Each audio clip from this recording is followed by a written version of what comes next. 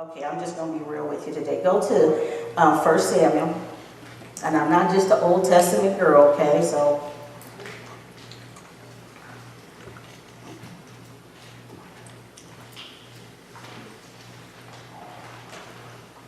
as I mentioned, sports. So I'm a sports mom. I'm not a crazy soccer mom. I'm not a crazy referee mom. I'm not one of those moms that gets the referees upset. Most of the time you won't even know which one of my kids it is that's on the floor playing basketball. My boys played football. My daughter played basketball. All of my kids played basketball. And I used to sit sometimes on the other stands just to hear what they were saying about my kids. You can do that. You just don't have to wear the right shirt. You just have to wear the right. You see what I'm saying? So sometimes I sit because my one son, he's kind of a standout ball player, and I'd like to hear what people were saying about him. And I just sit there and I listen. And so then, you know, my game was blown at the end when he come out and give me a hug. So I'm a scout. But sometimes you just have to take yourself out of a comfort zone just to do things even like that and sit in places and be in places. Amen? Okay, we're going to go to the challenge of Goliath, and that's in 17. Now, I'm not going to read all of this, okay, before y'all say, oh my God, that's like 2 pages in my Bible. We're going to jump around a little bit. But I'm going to focus on a couple of things that I want to focus on. So we do know that now we're talking about where the Philistines were gathered together, their armies to battle. We know about the battle that is about to take place. So then jump down to where it says verse 3. And it says, and the Philistines stood on a mountain on one side, and Israel stood on a mountain on the other side.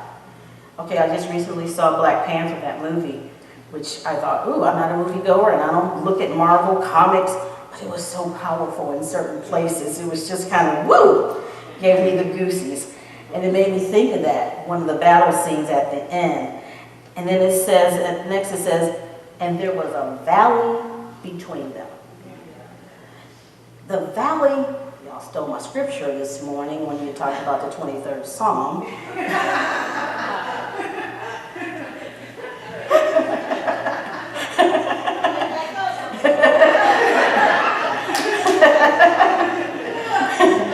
But, you know, Psalm 23, I know she knows that. You know, she taught that to her kids, so I know she knows that scripture. But isn't it funny how you lock up? So how do these game show people do it? You know? Okay, so Psalm 23:4, it says, yea, and I'm jumping around. Remember I said a couple dog trails. Though I walk through the valley of the shadow of death, I will fear no evil, for thou art with me. For thou art with me. Well, we know the rod and the staff comforts them, so go back to the valley. There's a valley between them. So we know if they get in the valley and they stay too long, somebody's going to be the victor. Somebody is. So let's read on. Verse 4 says, and they went out, the champion, and there went out a champion of the camp of the Philistine named Goliath, whose height was 6 cubits in span, and he had a helmet, and it goes on to talk about how he was dressed, and I mean, you know, he's all decked out. He thought he was big time, literally. And he goes on to talk about how he was shackled in all this iron and everything that he had. It just sounds like a nice outfit. And he had his sword, and he had everything that he thought that he needed for battle, right? So skip down with me a little bit. We're going to jump around, as I mentioned. And we know kind of what happened that we talk about. Let's see, I don't want to miss. So jump down with me a little bit to where after we talk about him, how he's dressed. So we know that, well, let's just go down to 14, where David, Saul's youngest, he hears about the challenge. He was the youngest of Saul's eldest boys. And it says, and he was, what did he do? He fed the sheep. He took care of the sheep. Where do sheep hang out? Usually in the field, right? Way out. They're not usually close by the house. They're out in the field. They're kind of way out there. And so as it goes on to, let's just skip down to, let's skip down to verse 23. Because where it talks about David hears Goliath's challenge, it says, and as he talked with them, behold, there came up the champion. They already got him a name, right? He's got his title. He's the champion. I know. Kind of reminds me of that song that Carmen used to do, the champions. That was kind of, yeah. Okay, I'm dating myself now spiritually. And the Philistine of Goliath, by name, they called him out. And so what happens, let's go down to verse 26, where they talk about, and David spake, and the men that stood by him saying, what has he done? Who killeth this Philistine, and taketh away the reproach from Israel? For who is this uncircumcised Philistine who should defy the armies of the living God? And verse 27 says, and the people answered him after this manner, saying, so shall it be done to this man that killeth? So there's like this big challenge. And in verse 28, it says, and Eliab, the eldest brother, heard when he spake unto the men of Eliab's, and it angered. It was kindled against David. And he said, why comest thou down here? Or why did you come down here? And whom have thou left in the wilderness with the sheep? So there's the answer to the question, where are the sheep? In the wilderness. So it's like saying, now who said that you could leave the sheep and come down here and get into the big people's business? Because you are like young and you're kind of scrawny, the way they described him. And they were looking at him like, now what did you come to do? Isn't that how they treat us sometimes? What did you come to do? What weapons do you have? Now, what is it that you came to accomplish? You're thinking, and you left the sheep. Who's attending to the sheep? That's how you. Who's watching the kids? Who's doing this? Who's doing whatever? Yeah. And he had a mission. He had a mission. Let's read on. He says, I know thy pride and thy naughtiness of thine heart, for thou art come down that you might see the battle. And so then let's jump down. I'm going to jump around, you guys, because it is like 3 pages. And when it says on verse 33, well, let's do 32, and it says, and David said to Saul, let no man's heart fail because of him. Thy servant will go and fight with this Philistine. Now, they've already described him as 6 cubits. He's really, really tall, and he is like brassed out to the hilt, and here comes the sheep herder, right? It's like going to a gun show with a knife. And that's the way they were trying to make him feel. You're youth, you're not able to do this. What can you accomplish? So in verse 33 it says, and Saul said to David, thou art able to go against this Philistine to fight with him? Kind of like questioning, really? You really think you got all that going on? For thou art but a youth, and a man and he is a man from war from his youth. He's already been to battle, and look at how he's dressed. Sometimes we can get so distracted by the gold and the shiny stuff that we don't even know what's underneath that stuff.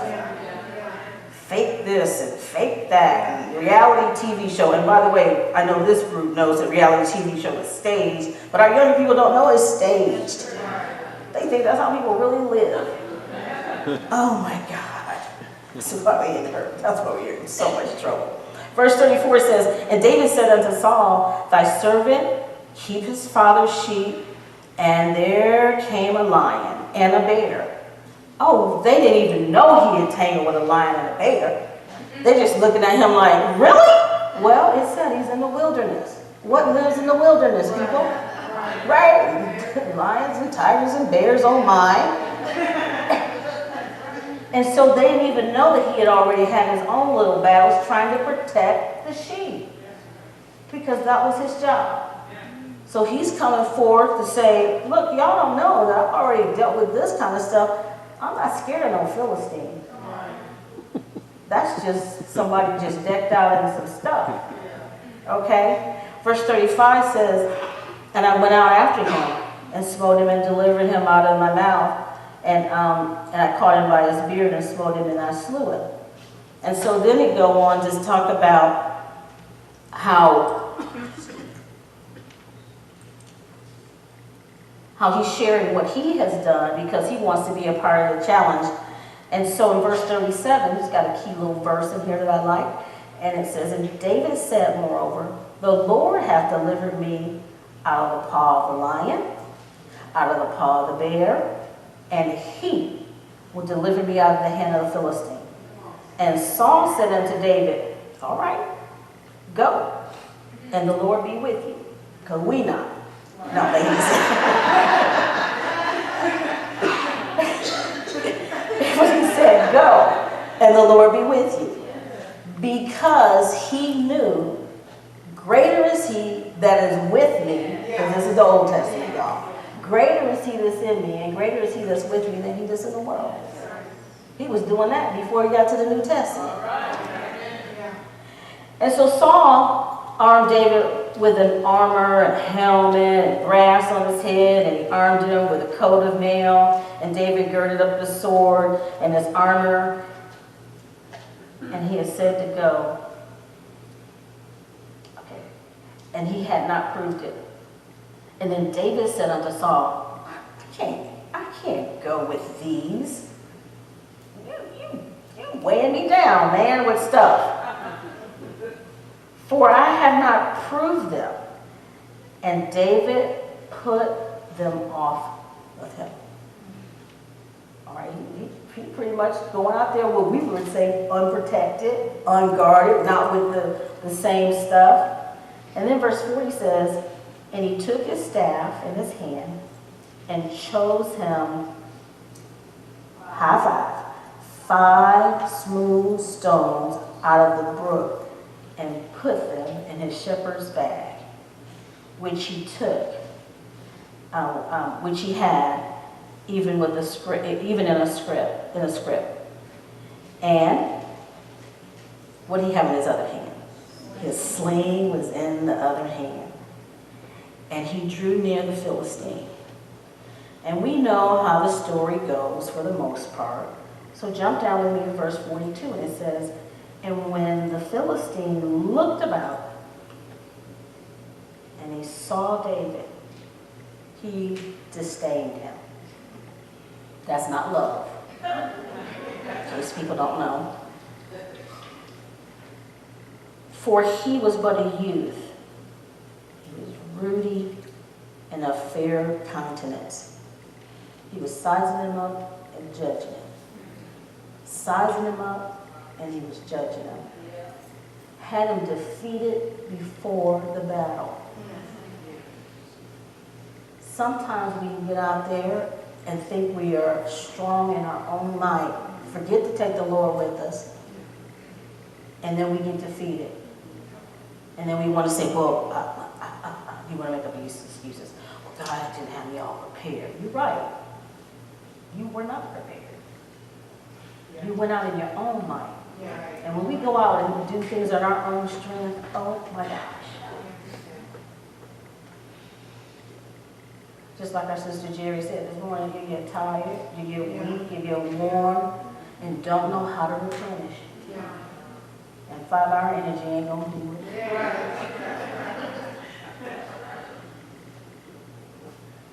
So think about it. He had already sized him up. Verse 43 says, and the Philistine said unto David, am I a dog that you would come at me with staves? And the Philistine cursed David and his gods, just trying to belittle him, trying to make him feel bad. Like, so on the inside, when people curse at you, don't you feel like, ooh, it kind of gets you when somebody, like a driver. I gotta tell this story. Last weekend I was in Tulsa for a conference. And me and my friend, Miss Teresa, we had gone to a little frou-frou shop. We were just driving around. I said, oh, this looks like a cute little shop. Let's see. She said, oh, I've never been in there. So we go in there. And we're just taking our time. Now, this is my friend who loves Starbucks. I'm not even a coffee drinker, but I'll go with her. Just to, you know. So she says, I'd like to get a Starbucks. And it's the middle of the afternoon. I'm thinking, really? But anyway, I go with her. She drinks it all the time. And she goes, she points, she said, there's a Starbucks right over here. And it was in a place that it was hard to configure how to get to the drive-through. And I said, oh, looks like we can drive around the front, cut through this parking lot, and then it looks like the line goes like this. And we're in line, and we're talking, and then we see this lady. And I said, oh, she looks like so-and-so's wife from, and she's looking at her, and she said, oh, no, she isn't to me, and we're talking, not paying any attention. And then the line curves, and we get, you know, we're there, and there's a curve to my right, so I can't get out of line, you know, the way the line goes. And then all of a sudden, the lady that we were just commenting on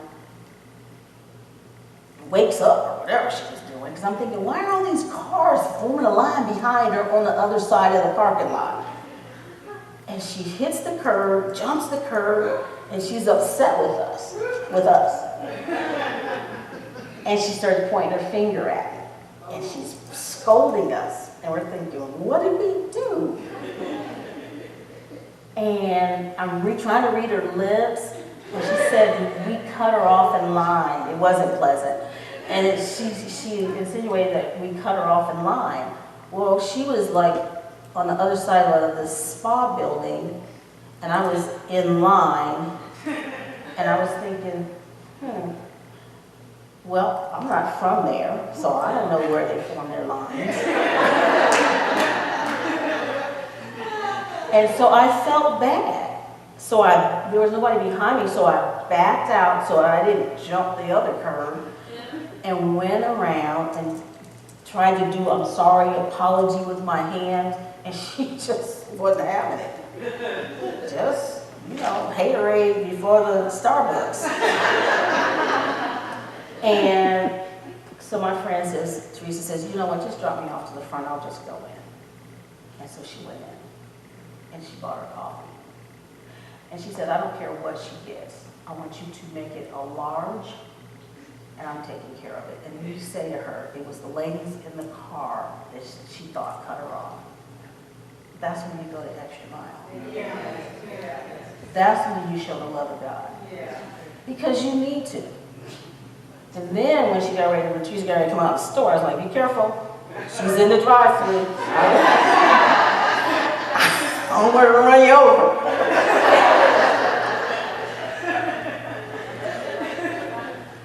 But distractions. Oh my gosh, you know, it upsets your spirit because you're like, I didn't mean to do anything wrong. You ever been there? And you don't mean to do anything wrong like that, but people can make you feel like, just like this Philistine was trying to make David feel. What? You're who? What you think you got going on? You think you're a big deal? I am the champion. You know, he's already been named the champion. And so in verse 45, as we were, sorry, dog trail, it says, but I come in the name of the Lord of the hosts and the gods of the army of Israel who has defied. Verse 46 says, this day will the Lord deliver thee out of thy hand, and I will smite thee and take thine head from thee, and I will give the carcasses to the host of the Philistines this day unto the fowls of the air and to the wild beasts of the earth. And listen to this, and I underline this, that all the earth may know that there is a God in Israel. Amen. Now I would say that you know that because you're here, that there is a God in Israel. But when he's looking at him in verse 42, talking about, oh, you're kind of rude, oh, you're just kind of, ooh, what? What you got? What's that bag on your arm? What's in there? You know, the weapons of our warfare are mighty. Yeah. The weapons of our warfare are mighty. He had 5 stones in his bag and a slingshot. And sometimes we don't need to let the enemy know what our weapons are. Just be packing. You know, they don't need to know. They don't need to know. Because sometimes you don't even need to use that. Because sometimes, I mean, not just sometimes, a lot of prayer can break down some strongholds. It can break strongholds and barriers. It can change things. Just like we were talking about. Things are changing. Things are moving differently. The atmosphere is changing. Our next generation is bringing change.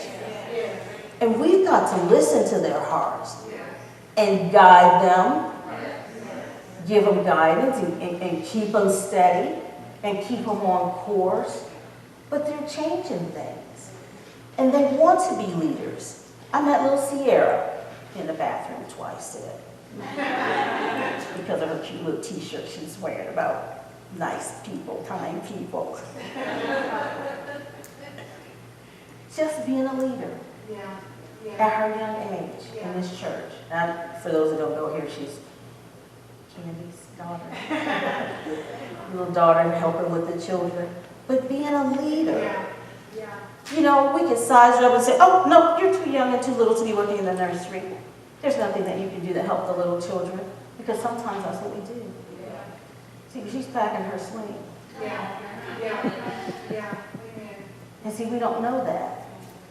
Tender heart. Love God. And you can tell that. And sometimes people can get us so distracted that we forget our own mission. Forget why we were on our way somewhere. And sometimes we really don't even know what the mission is. We just know to go because God said so. We know to connect because we don't even know why we're sitting there, like at lunch today. You never know. You never know. You never know. So always be obedient to go. Let's get on with this. But that's powerful in verse 46, where it talks about that all the earth may know that there is a God in Israel. Sometimes we know it, but we forget the power. When the presence of the Lord, and the presence, when the power is present. Like when the power, they talk about in Luke, the power is present to heal. When the power is present, things don't have the same outcome. Isn't that right? Things do not have the same outcome. The theme, reach out and rescue. If you could change somebody's outcome today, would you? 5 smooth stones. And you know he was such a good shot. How many did he use? 1. He just had the others for backup. Smiting with the first stone. And you know what was interesting about that battle? Oh boy, was all decked out in his stuff, right? And he caught him off guard. Because he didn't whip out no other stuff like he had. And he was like, what you got? What you gonna use? I don't even see nothing. And that's how he got it. Pull that stone out, zing. Right? And that's the way God wants to equip us. We ain't got to show our stuff. We don't have to. Because you can't see the scriptures written on my heart. You can't see the scriptures that I know that I'm standing on every day. Unless you read my sticky notes. But you see what I'm saying?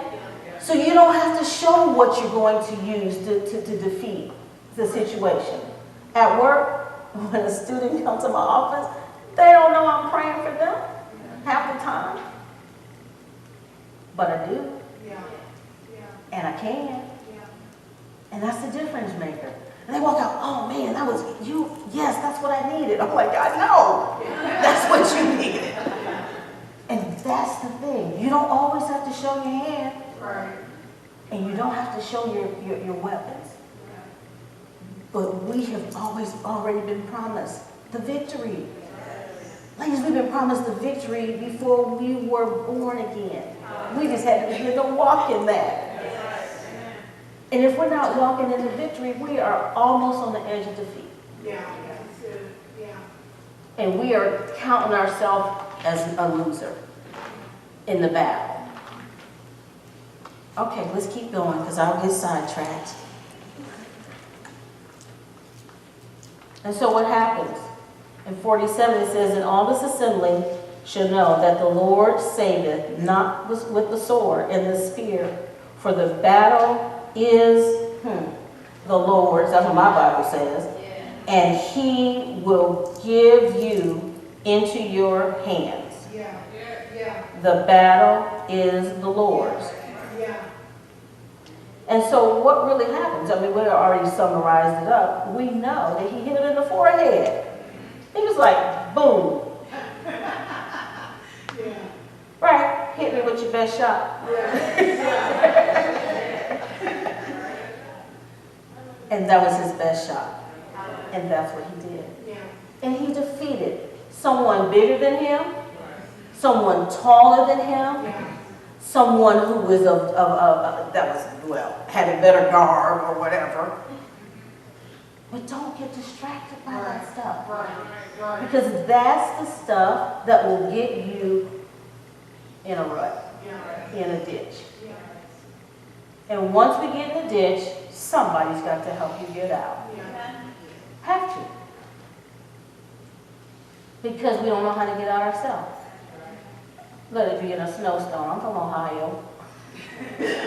Cleveland, yes. You let them back tires get stuck and not be in a pickup truck with some sandbags. And I'm just saying, there are times out here in the mud. Lived in Kansas for all that time. Yes, I got stuck in the mud. I put it in four-wheel drive. And so those are the things that can get us literally in a rut. And so God, there is a God in Israel. And he is the God that changes. He's the God that rearranges. He's the God that will move us forth.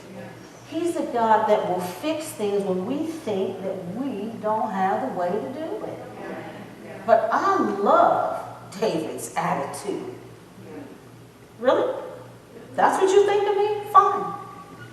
And that did not sway his stature. It did not sway anything that he had come to do. He knew that he had put up, and he knew that he wasn't going to let the Philistines shut him up. Right?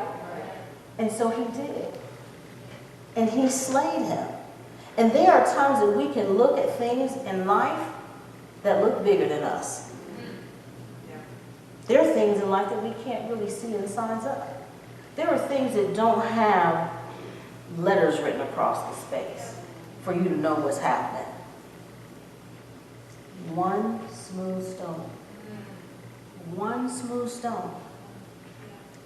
That's all you need. And sometimes, if you know you're carrying it, it's like saying, I got it if I have to use it. If I have to use it. There are times you can't see mental illness. There are times you cannot see abuse in people.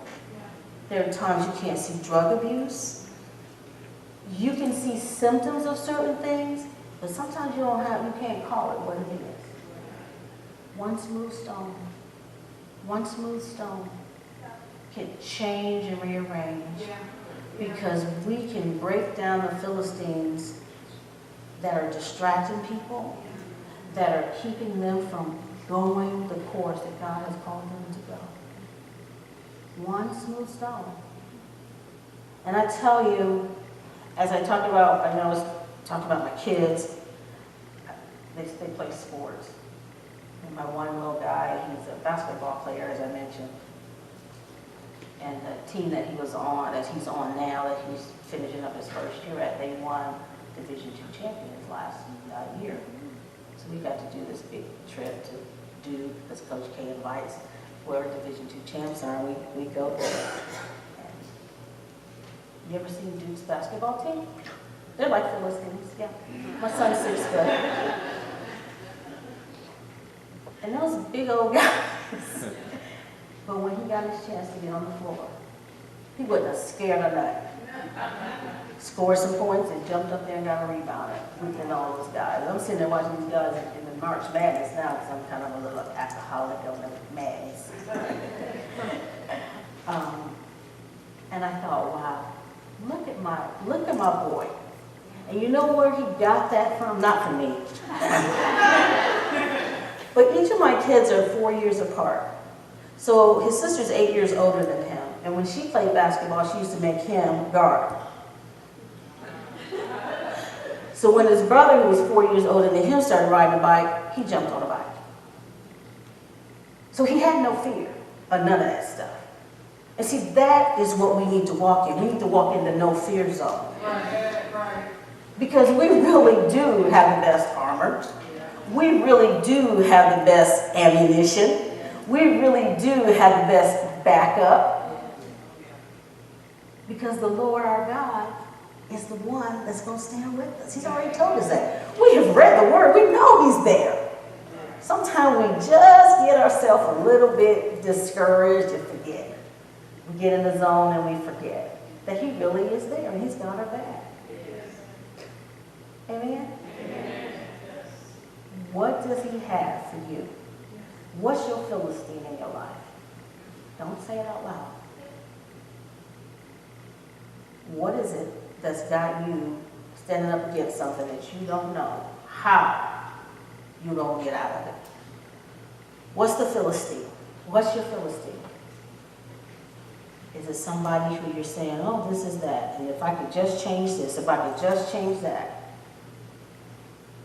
Today, before you leave, I have one smooth stone for you to take. Just to remember, the person who has you really, really, really has you. Really, really has you. Let me get the clothes and I see eyes bending, and I do that too.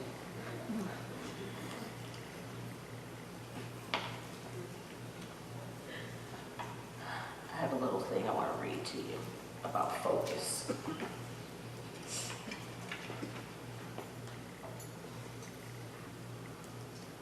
Wherever you focus your attention, and whoever you focus your attention upon, remember, it'll give you the strength and momentum. Focus is your secret strength. And I would say that David had focus. Once he went to the challenge, he was like, your size doesn't scare me. Your weapons don't scare me. Whatever you're doing, that doesn't scare me. And the Philistine talking big and bad, just like the enemy will do to you, will talk big and bad to you, get you discouraged. The focused, straight, and narrow way has the lowest accident rate. Think about that.